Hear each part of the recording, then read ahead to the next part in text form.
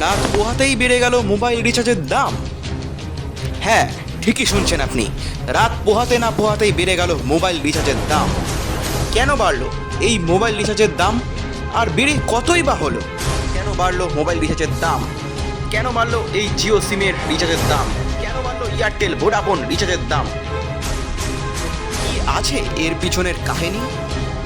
নমস্কার, আমি উজ্জ্বল। ইউবিআর বাংলার তরফ থেকে চাঞ্চল্যকর খবর নিয়ে আমি হাজির হয়েছি।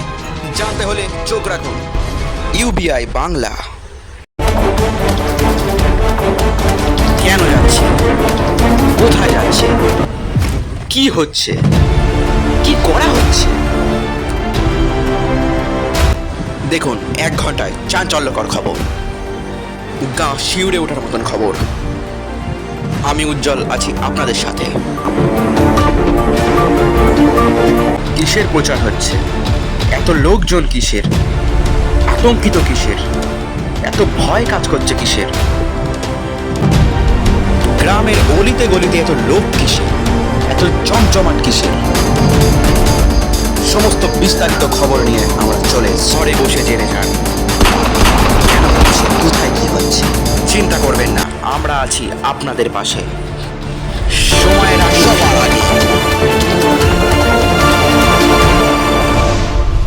ইউবিআই বাংলা।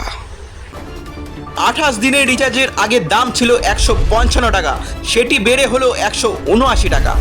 56 দিনের আগে দাম ছিল 479 টাকা, সেটি বেড়ে হলো 579 টাকা। 84 দিনের রিচার্জের দাম ছিল আগে 395 টাকা, সেটি বেড়ে হলো 479 টাকা।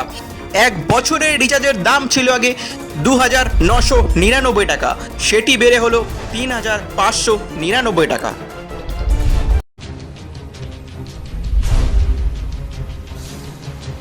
ভোডাফোন সিমের রিচার্জের দাম ছিল আগে 28 দিনে 179 টাকা, সেটি বেড়ে হলো 199 টাকা। 84 দিনের রিচার্জের দাম ছিল আগে 719 টাকা, সেটি বেড়ে হলো বর্তমানে 859 টাকা। 1 বছরের রিচার্জের দাম ছিল আগে 2899 টাকা, সেটি বেড়ে হলো 3499 টাকা।